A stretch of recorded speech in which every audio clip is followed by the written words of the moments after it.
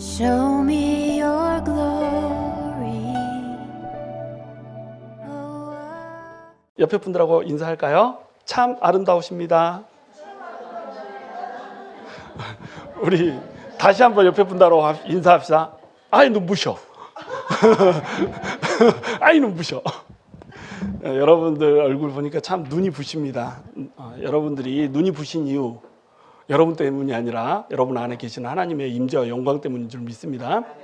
하나님께서는 우리를 보잘것없는 가운데 부르셔서 우리 가운데 임재해 주셔요. 하나님께서 우리 가운데 임재하시면 보잘것없는 우리, 볼품없는 우리도 영광스럽게 하나님 앞에 설 수 있는 겁니다. 하나님의 영광은 하나님의 임재가 있을 때 드러나는 거예요.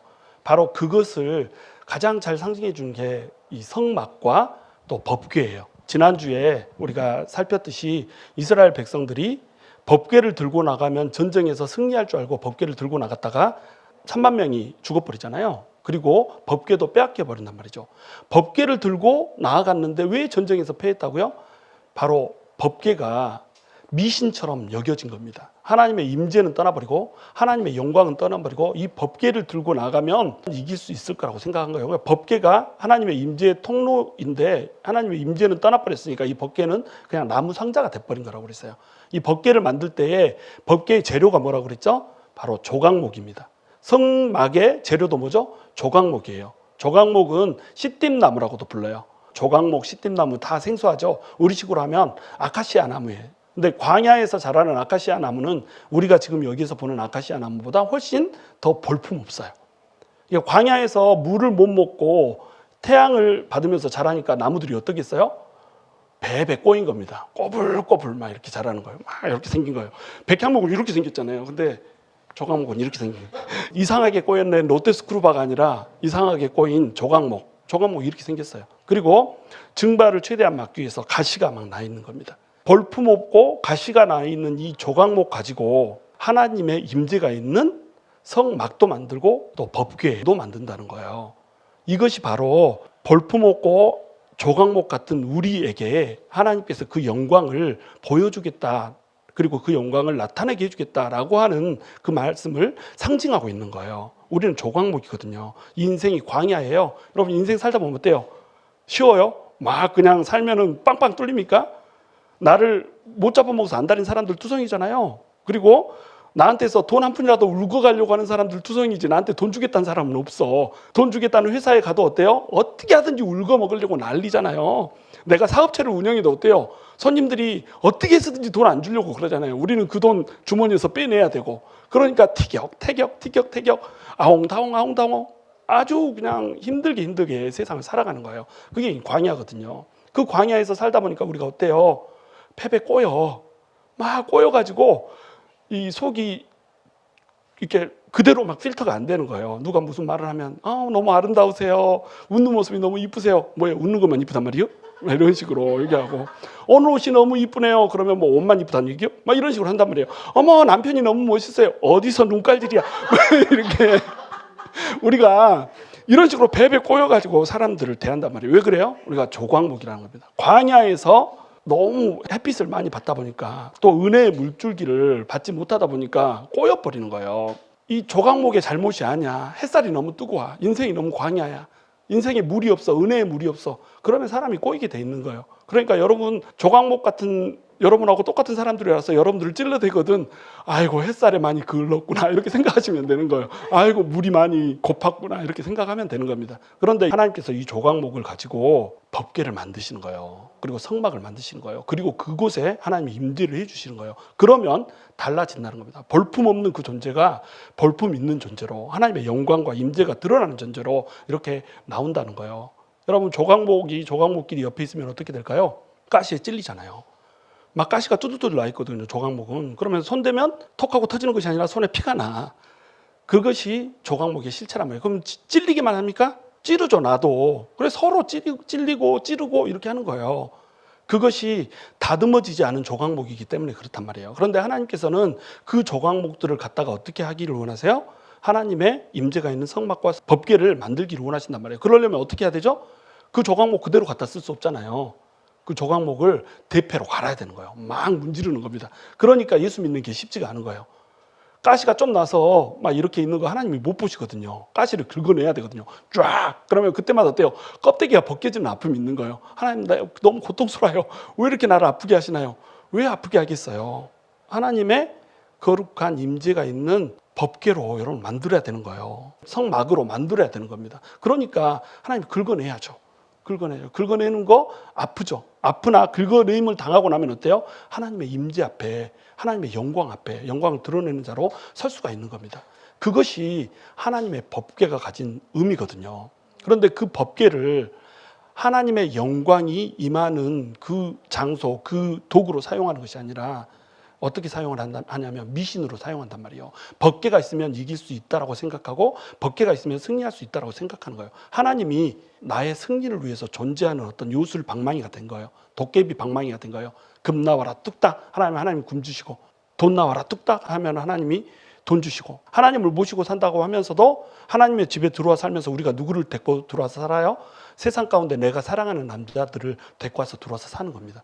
우리가 세상을 사랑하는 자에서 하나님을 사랑하는 자로 이렇게 전환이 됐잖아요. 그러면 우리는 새 신랑을 얻은 거예요. 우리는 예전에 하나님을 사랑하던 사람들이 아니에요. 예전에 우리 남편이 따로 있었어요. 그 남편은 누구? 마귀 새끼가 내 남편이었단 말이에요. 근데 하나님이 너 그 남편하고 있으면 못 산다. 그 남편하고 있으면 죽는다. 그 남편하고 있으면 불행하다. 그러니까 너 갈라서고 딱 떼고 나서 나랑 살자. 내가 너에게 행복 줄게. 내가 진짜 네 남편이야. 너는 내 여자. 이렇게 하는 거예요. 그러면 하나님하고 동행하면 어떻게 돼요? 행복이 온다는 거예요. 하나님하고 동행하면 영광이 온다는 거예요. 그러니까 떨쳐내라는 거죠. 그런데 문제가 하나 있어요. 하나님이 눈에 보이지 않는다는 겁니다. 하나님이 눈에 보이지 않기 때문에 자기 눈에 보이고 쌈박하고 있어 보이고 근사한 남자를 같이 데리고 와서 하나님의 집에서 사는 거예요. 하나님이 아내로 맞아들였는데 이 남자는 누구요? 이러면 제가 옛날에 사귀던 전 남친인데요. 같이 들어와서 좀 살아도 될까요? 하나님한테 이런단 말이에요. 그래가지고 돈이라는 남자를 딱 갖고 들어와서 삽니다. 아니 그 남자 말고 나랑만 좀 살면 안 될까? 이런데 사랑방을 열어봤더니 남자 하나가 또 있는 거예요. 그래서 어머나 이 남자는 누구요? 했더니 제가 이전에 사랑했던 내 감정이라고 하는 전 남편이에요. 같이 사랑해 줬으면 좋겠어요. 이러고 있단 말이죠. 그러니까 하나님이 이거 어떻게 해야 되겠어요? 하나님이 아이고 그러면은 전 남친 전 남편하고 살아나 나는 갈란다 이러고 딱 가는 거예요. 그러니까 하나님의 영광이 떠나는 겁니다. 바로 이 상황이 정확히 지금 이스라엘에 벌어진 상황이라는 거예요. 이스라엘에게 하나님이 찾아오셨어요. 그래서 너를 내가 내 아내로 삼아줄게. 그래서 아내 삼았거든요. 아내 삼아서 내 집으로 들어와 해가지고 하나님께서 약속하신 땅인 가나안에 살게 하셨단 말이에요. 근데 가나안에는 이미 다른 남자가 살고 있었죠. 내가 이전에 사랑했던 남자들이 살고 있는 거예요. 이 남자들을 다 이게 몰아내야지 이 집에서 살 수 있어. 신방 꾸리자 이러고 몰아내라고 그랬는데 몰아내요 못 몰아내요? 못 몰아낸다는 겁니다. 왜 못 몰아내냐면 눈에 보이는 거, 쌈박한 거, 근사한 것, 있어 보이는 것, 요것을 그들이 원했기 때문이라는 거예요. 그래서 하나님의 영광이 떠나버리고 하나님의 임재가 떠나버려서 이 법궤를 빼앗긴 겁니다. 그럼 이 법궤는 누가 빼앗아 갔어요? 블레셋이 빼앗아 갔잖아요. 블레셋이라고 하는 말의 뜻은 뭐냐면 방랑자라는 뜻이에요. 또는 굴러 들어온 돌 이런 뜻입니다. 이 사람들이 원래는 어디에 살고 있었냐면 에게해 근방에서 살고 있었어요. 여기에서 살고 있던 사람들이 가나안 땅으로 이주해서 살고 있는 이런 사람들이에요. 이 사람들은 지금 팔레스타인 땅에 살고 있는 팔레스타인 족속은 이 블레셋 족속은 아니에요. 블레셋 족속은 바벨론이 침공할 때 바벨론에 의해서 완전히 이제 멸절됐어요. 그런데 멸절되기 전에는 이 블레셋이 사사기 말기에서부터 사무엘상 이 근방에서 계속 등장을 하면서 이스라엘의 주적이 된 거예요. 강한 적이 된 거죠. 그래서 필리스틴이라고 하는 영어 뜻을 찾아보면 교양 없는 자, 무례한 자 이런 뜻을 가져요. 성경에서 악역을 감당했기 때문에 이런 뜻을 갖게 됐지만 사실은 문명적으로 볼 때 훨씬 이스라엘 사람들보다 더 뛰어난 문명을 가지고 있었어요. 이스라엘 백성들보다 더 잘 나가는 족속들이었어요. 왜? 이스라엘 백성들은 그 당시에 청동기 시대를 살았거든요. 무기가 다 청동기야. 구리야 구리. 노시예요 무기가. 그런데 블레셋 사람들은 무기가 뭐예요? 철기예요. 거기에다가 구른다는 뜻이라고 그랬잖아요. 구른다는 뜻은 어디서 굴러 들어왔다 이런 뜻도 있지만 또 바퀴를 개발해서 바퀴를 굴리는 그런 일을 했다는 사람들이라고 보는 거예요. 철병거를 만들어서 굴리고 다녔어요. 이스라엘 백성들은 전부 다 뚜벅이에요. 걸어다니면서 싸워요. 근데 그 사람들은 굴르면서 싸운단 말이에요. 훨씬 빠르죠.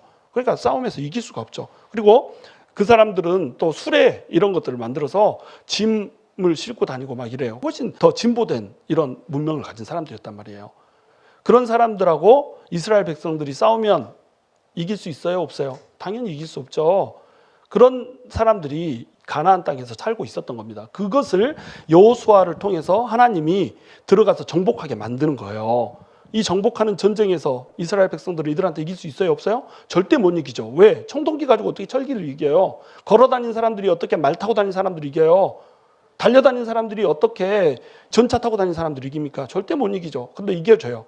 이기죠. 그래서 90% 이상 정복이 다 완성이 됐어요. 땅 분배를 했어요. 정복이 아직 덜 된 상태에서 땅 분배를 했단 말은 무슨 말이죠? 나머지는 각 지파에서 알아서 분배된 땅 정복해라 이거였어요. 이 블레셋 땅을 담당한 사람이 누구냐면 바로 단 지파였어요. 근데 단 지파가 이겨요, 못 이겨요? 못 이겨버린다는 겁니다. 그래서 삼손, 사사기 말기에 삼손 시대에 가면 블레셋이 40년 동안 그들을 학대했다 이렇게 나와요. 40년을 그들을 압제를 해요. 그리고 삼손이 20년을 사사로서 이제 일을 하고 있는 이런 상태인 거죠. 그러니까 얼마나 그들이 강해졌는지를 알 수 있죠. 그들이 블레셋을 쫓아내지 못했던 이유 뭐냐면 블레셋의 신이 근사해 보이는 거예요. 그들의 문명이 근사해 보이는 거예요. 그러니까 첫 번째 이유는 그들의 근사함 때문에, 그 신들의 근사함 때문에 놔두는 겁니다. 하나님 눈에 보이지 않지만 이 눈에 보이는 신들 괜찮은 거예요. 이 문명 취하고 싶은 거예요. 두 번째는 이들이 셌어요. 강했어요. 철병기 가지고 있으니까 당연히 강하죠. 싸울 엄두를 못 낸 겁니다. 근데 싸움은 누가 하세요? 오늘 찬양에서 나왔듯이 하나님이 싸우거든요. 언제는 자기들이 싸워서 이겼어요? 가나안 땅 90% 이상 정복할 때 누가 싸웠어요? 하나님이 싸웠잖아요. 그러면 당연히 하나님 때문에 이기는 거예요. 근데 이들은 불신앙으로 그들을 봐왔기 때문에 이길 수 없을 거라고 판단을 한 겁니다. 힘이 너무 셌다는 거죠. 힘이 세다 이것 때문에 더 그들을 눌렀어야 돼요. 왜? 더 힘이 앞으로 더 강해질 거거든. 그대로 놔두면 큰일 날 거거든. 그러니까 그들을 멸절을 시켰어야 됐단 말이죠. 그런데 그들을 이기지를 못한 겁니다. 그대로 놔둔 거예요. 그래서 지금 블레셋이 엄청나게 강성해서 이제는 이스라엘을 완전히 장악하고 있는 이런 시점인 거예요. 이 시점이 된 이유, 그것은 뭐예요? 이스라엘 백성들이 하나님의 임재와 영광을 자기들 안에 품지를 못한 거예요. 하나님의 성막도 가지고 있고 하나님의 법궤도 가지고 있는데 하나님의 임재는 다 떠나버렸어요. 조각목이 그냥 나무 덩어리인 거예요. 이 나무에 나무가 볼품 없으니까 뭘 입히죠? 금을 입히잖아요. 도금을 했잖아요. 그래서 겉에 보기에는 금으로 번쩍번쩍해요. 그런데 그 속은 뭐예요? 나무예요. 볼품 없는 나무. 이 볼품 없는 나무가 진짜로 의미 있어지려면 어떻게 해야 돼요? 금을 입혀야 된단 말이죠. 무슨 금? 믿음의 금을 입혀야 되는 거예요. 근데 믿음의 금이 없어. 조각목만 남아있고 금이라고 하는 껍데기 금만 있는 거예요. 그 물질 금만 있는 거예요. 그러니까 어때요? 하나님의 임재가 떠나버리죠. 그러니까 질 수밖에 없죠. 법궤를 빼앗겨 버린 거예요. 블레셋 사람들은 세 가지의 신을 모시고 있어요. 바알세불이라고 하는 신을 섬기고 있었고, 두 번째는 아스타롯이라고 하는 신을 섬기고 있었고, 세 번째는 이제 주신이라고 할 수 있는데 다곤이라고 하는 신을 섬겼어요. 바알세불이라고 하는 신은 어떤 신이냐면 원래는 바알세불이 이름이에요. 그래서 바알세불 이러면 높은 곳의 주인 이런 뜻이에요. 바알은 주인 이런 뜻이에요. 우리가 신 하듯이 그런 뜻인 거예요. 그래서 바알세불 하면 높은 곳의 주인 이런 뜻이에요. 그런 신을 그들은 섬겼던 거예요. 바알인데 똑같은 바알을 바알세불이라는 이름으로 붙였죠. 그게 나중에는 이제 바알세붑이라고 하는 이름으로 바뀌어요. 왜 그러냐면 제사를 드릴 때 유대인들은 어떻게 해요? 제사 드리면 제물로 태워서 드렸잖아요. 근데 이들은 제물을 태워서 드리는 게 아니라 제물을 그냥 갖다 놔요. 그러면 고기가 어떻게 되겠어요? 고기가 거기 날 것으로 딱 있는 거예요. 그러면 썩죠. 썩으면은 파리떼들이 막 몰려드는 거예요. 그럼 파리떼가 몰려들면 어떻게 해요? 지만 먹나요? 새끼도 먹으라고 새끼 까잖아요. 그럼 막 그냥 난리가 나는 거예요. 막 파리들이 붙어서 그냥 고기인지 파리인지 고기 색깔이 까매. 파리 때문에. 이렇게 돼 있는 거죠. 그러면 이거 보면서 사람들은 어떤 생각을 해요? 아, 바알세붑은 아마도 파리들의 신인갑다. 이렇게 해가지고 이름을 똥파리의 신 이렇게 해서 바알세붑 이렇게 붙여놓은 겁니다. 바알세붑 똥파리의 신이란 뜻이에요. 똥파리의 주인 이렇게 붙여놓은 거예요. 근데 바알세붑이라고 하는 이 신을 섬기는 것을 유대인들은 조롱을 했어요. 바알세붑, 너네 신이 어떻게 파리 한 마리를 지 힘으로 못 쫓냐? 지가 먹을 음식을 갖다 놓고 신한테 먹으라고 그러는데 신이 어떻게 자기 음식에 붙은 파리 하나도 못 쫓아서 이렇게 파리가 득실거리냐? 이렇게 조롱을 했던 겁니다. 그러면 여러분 블레셋의 신은 어떤 신인 거예요? 유대인들이 조롱하듯이 자기한테 드려진 제물에 붙어있는 파리 하나도 쫓아낼 수 없는 나약한 신이란 말이에요.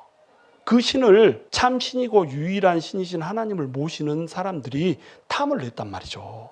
모든 것의 근원이고 모든 것의 주인이신 하나님을 모시는 사람들이 바알세붑이라고 하는 신을 근사하게 여겼단 말이에요. 그러니까 한심한 거죠. 다곤이라고 하는 신도 마찬가지예요. 다곤이라고 하는 신은 절반은 사람, 절반은 물고기예요. 다곤 할 때 이 닭이 뭐냐면 피시란 뜻이에요. 물고기. 이게 물고기의 신에서 다곤인 겁니다. 근데 이 다곤은 원래는 다간이라고 하는 말에서 왔어요. 다간은 곡식이란 뜻이에요. 다그 이러면은 고기란 뜻이고, 자, 곡식과 고기가 있다 이러면 뭐예요? 그 당시 시대는 끝난 거죠. 곡식과 고기가 있으니까 다 된 거예요. 하얀 쌀밥에 고기 먹을 수 있으면 농경사회에서 된 거 아니에요? 그들은 삶의 초점이 뭐였어요? 어떻게 하면 쌀밥을 먹을지, 어떻게 하면, 우리식으로 얘기하는 겁니다. 어떻게 하면 고기를 맛있게 먹을지, 밥상 위에 밥이 올라오고 밥상 위에 빵이 올라오고 밥상 위에 고기가 올라오면 그것도 풍성하게 올라와서 남아 돌면 너무 좋은 거예요. 그러니까 다곤 신상을 섬겼던 겁니다. 근데 다곤 신이 원래는 이 곡식이라는 뜻에서 왔다고 그랬잖아요. 근데 신상을 왜 물고기로 만들어놨어요? 얘기 금방 여기서 왔으니까 해양 족속이죠. 해양 족속이니까 바다에 나가서 물고기를 잡는 거예요. 그러니까 자기의 신들의 모습을 물고기의 모습으로 만들어 놓은 거죠. 그리고 그들이 가나안에 이주 와서 가나안 땅에서 살고 있는 곳도 어디예요? 가나안의 남서부 쪽 해안에 살고 있는 거예요. 왼쪽으로 가면 지중해, 오른쪽은 비옥한 토지, 샤론 평야였잖아요. 평야가 있고 또 왼쪽으로 가면 바다가 있고 이러는 거예요. 자, 그러면 바다도 있고 평야도 있다 이러면 어떻게 했어요? 어업과 농업을 같이 할 수 있는 거예요. 그러니까 농경의 신인 다곤을 데려다가 이 신을 어떤 신으로 바꿔놔요? 물의 신으로 바꿔놓는단 말이에요. 이해가 되시죠? 그래서 물고기도 많이 잡게 해주고 농사도 많이 짓게 해주는, 이것이 그들의 관심이었다니까요. 그들의 모든 관심사는 뭐냐면 무엇을 먹을지, 무엇을 입을지, 무엇을 마실지, 이게 모든 관심사였어요. 그러니까 풍요를 찾았죠. 하나님이고 뭐고 필요 없어요. 풍요를 갖다 줄 수 있으면 그게 참 신이다, 이렇게 믿었던 거예요. 그러니까 아스타롯은 풍요의 신이라고 그랬잖아요. 가슴이 그냥 어떻게 표현을 못하겠네. 온몸에 다 붙어있는 거예요. 가슴이 우리처럼 이렇게 가슴에만 붙어있는 게 아니라 가슴이 여기도 가슴, 저기도 가슴, 등도 가슴, 너무너무 많은 가슴이 있는 거예요. 맨머리 걸린 데가 너무 많은 거예요. 가슴이 많다, 이 말은 뭐예요? 자식이 많다는 뜻이잖아요. 자, 쥐가 젖이 몇 개라고요? 저는 쥐젖이 얼굴에 하나나 있어요. 이거 말고 진짜 쥐의 젖은 10개예요. 새끼 몇 마리 날까요? 10마리 나요. 젖 수대로 낳는 겁니다. 무슨 얘기인지 아시겠죠? 그러니까 젖이 많다, 이 말은 뭐예요? 풍요를 상징하는 거예요. 자, 물고기의 신이다. 그래서 다곤이라고 해서 물고기의 신으로 물고기 모양으로 만들어놨죠. 물고기 알 날 때 한 마리 똥 나요? 아니면 엄청나게 많이 나요? 어떤 물고기는 10,000마리씩 막 한 번에 나요. 송사리, 그 조그만 송사리만 해도 20개, 30개, 40개를 여기다 배에다 달고 다녀요. 무슨 얘기인지 아시겠죠? 그냥 물고기 하면 뭐예요? 풍요. 개구리도 이집트에서는 섬겼잖아요. 개구리 왜 섬겼어요? 알 한 번 까면 10,000마리 까거든요. 그러니까 이 개구리가 알 까듯이 개구리를 관장하는 신이 우리한테 있으면 우리한테도 엄청난 알을 까주겠지, 이렇게 믿은 거예요. 사람들의 관심은 뭐다? 전부 풍요였어요. 번영이었어요. 바알을 섬긴 이유, 바알 손에 뭐가 들려있죠? 번개가 들려있잖아요. 번개가 들려있으면 뭐가 와요? 비가 오잖아요. 천둥치고 비가 오면 곡식이 잘 열려. 그러니까 섬긴 거예요. 결국 이들의 관심의 초점은 뭐냐면 풍요였단 말이죠. 근데 하나님의 백성들이 바라보는 것도 역시 풍요였단 말이에요. 하나님의 백성은 뭘 봐야 되죠? 하나님을 봐야 되는 거예요. 하나님을 바라보면 하나님이 풍요를 주는 거예요. 그런데 하나님의 백성이 풍요를 바라보면서 하나님을 버려버린 거예요. 하나님을 버리지 않았다고 하더라도 하나님과 함께 그것들을 데리고 들어온 거예요. 이것이 더 기분 나쁜 거예요. 그렇죠? 남편하고 같이 살고 있는데 이 남편이 나를 사랑해 막 이렇게 표현하고, 그러니까 나도 남편한테 계속 고백해요. 막 여보 사랑해 막 이렇게 하고 이러는데 옆방에 그 남편에게 다른 여자가 있는 거예요. 여러분 어떻겠어요? 다른 여자가 같이 있어. 그래가지고 그 사람한테도 사랑해 막 이러고 있어. 그러면 어떨까요? 기분 더럽겠죠? 차라리 그럴 거면 어떻게 하는 거예요? 차라리 그럴 거면 갈라서라는 거예요. 차라리 그러면 이혼하고 그 여자랑 살아라, 우리 이렇게 얘기하지 않겠어요? 하나님의 심정이 딱 그 심정인 거예요. 하나님을 섬기면서 그들은 하나님을 버린 적이 없어요. 하나님을 떠난 적이 없어요. 하나님과 이혼한 적이 없어요. 근데 다른 신 데리고 와서 사는 거예요. 돈 좋아, 명예 좋아, 이러고 사는 거예요. 그러니까 하나님의 임재가 떠날 수밖에 없는 거죠. 갈라서자, 이혼하자, 그냥 너 차라리 혼자 해라, 이렇게 된 거죠. 그래서 법궤를 빼앗긴 거예요. 법궤를 빼앗긴 그 장소가 어디예요? 에벤에셀이잖아요. 에벤에셀의 뜻은 도우심의 돌, 이런 뜻이잖아요. 여기까지 하나님이 도우셨다 이런 뜻이란 말이에요. 에베네셀이라고 하는 이름은 나중에 붙여진 이름이거든요. 나중에 하나님의 영광이 돌아오고 나서 하나님의 영광이 승리를 주니까 그때 하나님께서 여기까지 도우셨다. 그러니까 앞으로도 하나님께서 도우실 것이다. 이런 뜻으로 에베네셀이라고 지었어요. 근데 여기서 에베네셀이라고 이름을 쓴 이유는 뭐냐면 아직 그 도시 이름이 정해지지 않은 곳인데 이 이름을 쓴 이유는 중의적인 의미를 활용하려고 쓴 거예요. 에베네셀, 여기까지 하나님이 도왔다. 여기까지. 이제 안 도와. 나 갈 거야. 네 마음대로 해. 이렇게 된 거예요. 에베네셀에서 하나님이 여기까지는 도왔는데 이제 안 도울 거야 하고 떠나버린 거야. 하나님의 영광이 떠나버린 거야. 하나님의 영광이 없는 법궤 이거 들고 나서 싸우니까 나무 괴짝 들고 싸우는 거예요. 칼 갖고 싸우는 게 아니라 나무 괴짝 들고 와서 이 괴짝이 이길 거라고 생각을 하는 거예요. 그러니까 지죠 당연히. 차라리 괴짝 버리고 칼 들고 싸우지. 일사각오로 싸우지. 그러면 승산이 있을지 모르지. 근데 괴짝 들고 와서 하나님의 임재는 없는데 이렇게 싸운단 말이에요. 그러니까 그들이 패했고 법궤를 빼앗겼어요. 법궤를 빼앗겼는데 이 법궤를 가지고 처음에 간 장소가 어디예요? 아스돗이라고 하는 장소로 간 거예요. 여러분 블레셋에 5 방백이 있었어요. 5명의 왕이 있었고 블레셋에 5 지방이 있었다는 뜻이겠죠. 5개의 성. 자 시작. 가드, 가사, 아스돗, 에그론, 아스글론. 이렇게 5개가 있는 겁니다. 그 중에 이제 3가지의 성이 나와 있어요. 아스돗에서 가드로 옮기고 가드에서 에그론으로 옮기고 이렇게 옮겨가면 이 모양을 딱 보면 삼각형 모양으로 딱 지도상으로 보면 나와요. 이 삼각형으로 옮겨 다녔다 이 말은 뭐예요? 블레셋 지방을 전부 돌았다는 거예요. 하나님의 궤를 가지고 돌았어요. 왜 돌았을까요? 하나님의 궤를 그들이 갖고 가는데 일이 생긴 거예요. 문제가 생긴 거예요. 이제 아스돗이라고 하는 지방으로 하나님의 법궤를 갖고 가세요. 하나님의 법궤를 아스돗으로 가져가서 아스돗에 있는 다곤 신상에다가 딱 모셔놓은 거예요. 자기 신상 앞에다 법궤를 모셔놓은 이유 뭘까요? 우리 신이 이스라엘 신을 이겼다 이거예요. 이스라엘 신이 패했다는 거예요. 그럼 이스라엘의 신은 뭐예요? 이제 전리품이 된 거예요. 법궤가 이스라엘의 신인 것처럼 된 거죠. 하나님을 다곤이 이겼다 그래가지고 전리품으로 신전에다가 모셔놓은 거예요. 자, 당신의 보호하심으로 우리의 신이 당신이 저들의 신을 이겼습니다 하고 갖다 놓은 거예요. 그런데 갖다 놓고 나서 잠을 자고 그 다음날 일어나서 보니까 어떻게 돼 있어요? 다곤 신상이 자빠져 가지고 얼굴을 땅에다 박고 있는 거예요. 바닥에 떨어져 있는 거예요. 자, 누가 이겼어요? 하나님이 이겼다는 거예요. 하나님은 영광이세요. 그래서 하나님의 영광은 사라지지 않아요. 하나님의 영광은 없어지지 않아요. 이스라엘 백성들이 하나님의 뜻을 벗어나서 다른 남편 사랑하면서 살 때에 하나님의 영광은 이스라엘 백성들에게 떠났지만 그 말이 곧 하나님의 영광이 없어졌다는 얘기가 아니에요. 하나님의 영광이 찬탈됐다는 얘기가 아니에요. 그 말은 이스라엘 백성들에게서 잠시 떠났다는 것뿐이에요. 자, 잠시 이스라엘 백성들로부터 하나님의 영광이 떠났다. 그리고 하나님의 영광이 아직도 여전히 이방 땅에서 역사를 하고 있다. 이 말은 무슨 뜻일까요? 하나님의 영광이 곧 이스라엘 백성한테로 돌아와요? 안 돌아와요? 돌아온단 말이에요. 곧 돌아올 거라는 겁니다. 그래서 사무엘상 4장, 5장, 6장이 전체가 한 세트인 거예요. 하나님의 영광이 하나님의 임재가 떠나버린 법궤를 빼앗겼지만 그 임재의 영광은 이방 땅에서 여전히 존재하고 있었고 하나님이 언제든지 영광을 드러내고자 하면 드러날 것이고 그 영광 가운데 이방의 신, 악한 마귀의 세력, 영적인 세력들은 악령들의 세력은 하나님 앞에서 무릎을 꿇게 될 것이라고 하는 것을 얘기를 해주는 거예요. 그리고 6장에서는 그 영광이 이제 너네한테로 돌아온다. 이걸 얘기하고 있는 겁니다. 그 영광이 돌아오니까 이제 너네 어떻게 하라는 거예요? 하나님의 영광을 받을 준비를 하라는 거예요. 하나님의 임재를 받을 준비를 하라는 거죠. 여러분 우리가 법궤 들고 나가서 싸우다가 질 때 있어요. 하나님의 자녀이기 때문에 반드시 싸워서 이길 수 있을 거라고 생각해요. 그리고 세상 가운데 싸운단 말이죠. 그런데 하나님의 임재, 영광은 전혀 드러나지 않는 삶을 살아요. 거룩하지 않게 살아요. 하나님 사랑하지 않고 돈 사랑하고 명예 사랑하고 내 감정 사랑하고 이렇게 사랑하면서 살아요. 그렇게 해놓고 나서 밖에 나가서 싸울 때는 어때요? 하나님 자식이기 때문에 난 이길 것이다 이렇게 생각해요. 그런데 실상은 어때요? 팍싹 깨지잖아요. 그렇죠? 팍싹 깨진단 말이에요.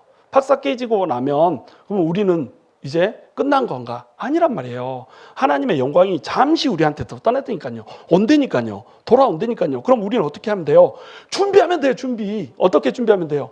하나님의 임재가 있게 우리 안에 있는 남편들 제거하면 돼요. 전 남친 다 쓸어내면 돼요.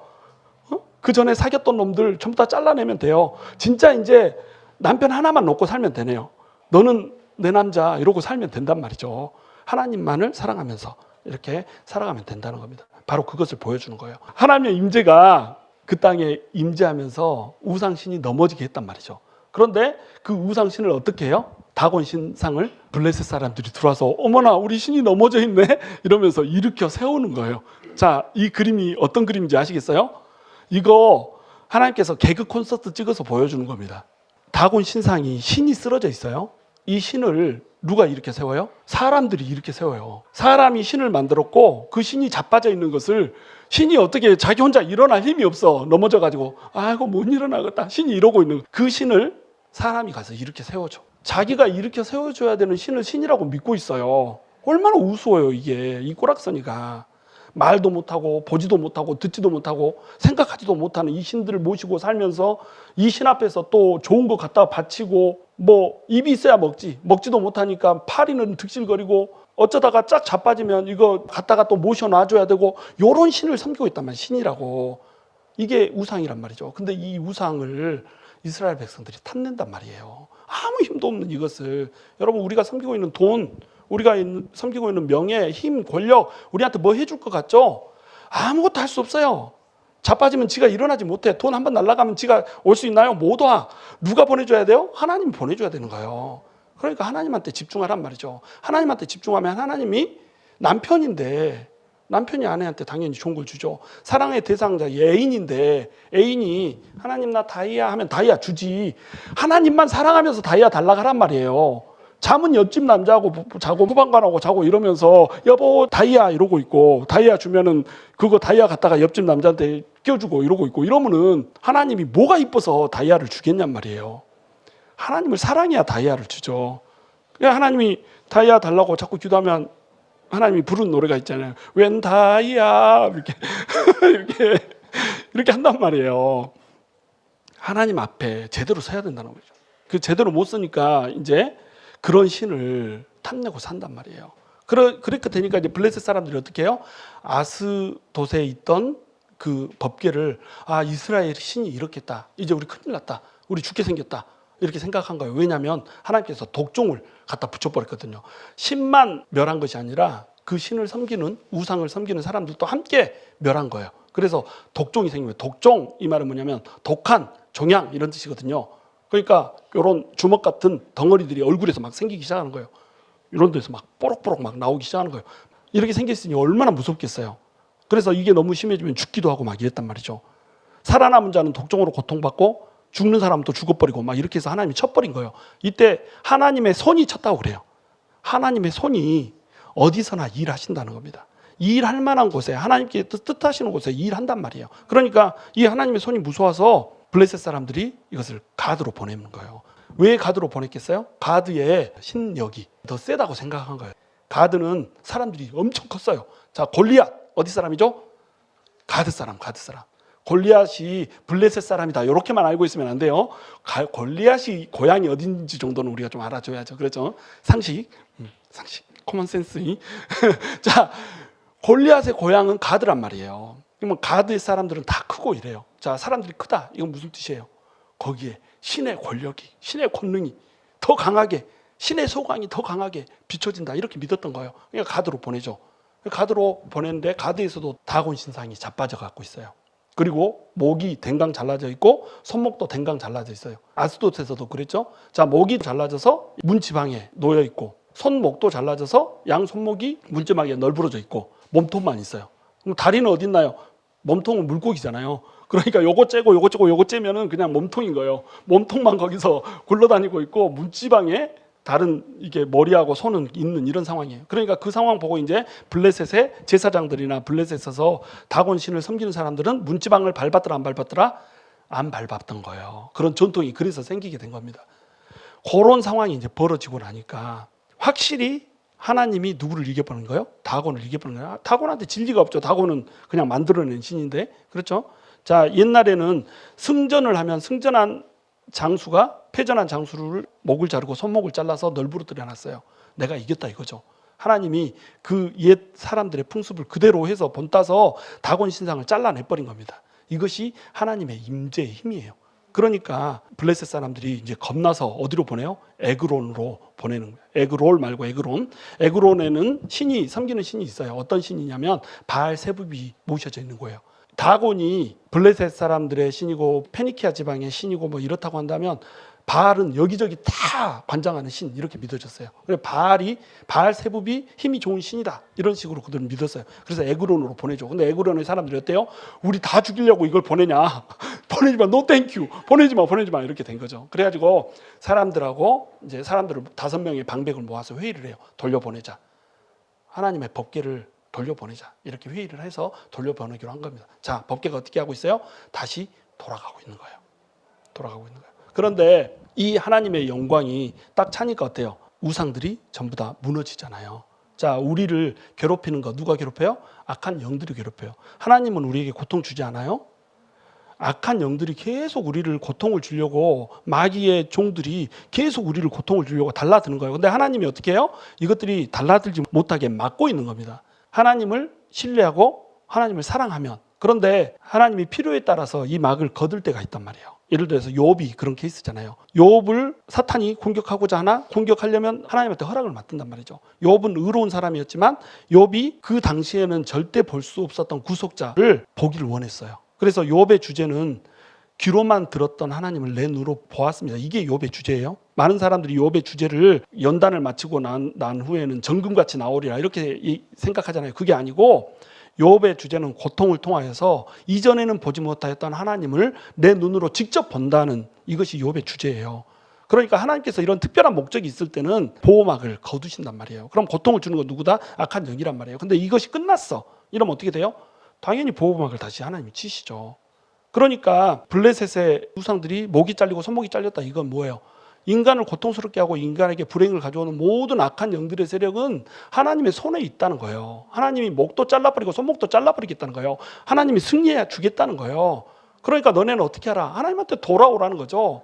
하나님한테 돌이키기만 하면, 하나님의 임재 안에 거할 수만 있게 된다면, 회개하고 여호와께 돌아오기만 한다면 내가 너네 위에 임재해 줄게. 내 영광을 다시 너네 위에 비춰줄게. 내 영광이 비춰주기만 하면 너네를 괴롭히던 그 악한 영들의 세력으로부터 자유로울 수가 있어. 그 영들의 세력의 손목도 내가 잘라버릴 거고 모가지도 댕강 썰어버릴 거야. 이게 하나님의 메시지란 말이에요. 그러니까 우리 어떻게 하면 돼요? 하나님께로 돌이키면 되는 겁니다. 하나님께로 돌이키면 우리 통해서 하나님의 영광이 서고 하나님의 나라가 서는 거예요.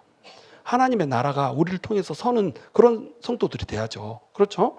이양 신앙생활 하는데 조각목으로 그대로 남아있으면 안 되잖아요. 조각목을 하나님께서 대표로 쫙 갉아서 그 조각목을 세우고 그 조각목에 금을 입혀요. 금을 입히는 건 순수한 믿음을 의미한다고 그랬어요. 볼품없는 우리가 하나님을 향한 순수한 믿음으로 금이 입혀지고 또 그런 금이 입혀진 신앙으로 살아갈 때에 하나님께서는 우리에게 영광의 빛을 비춰준다는 겁니다.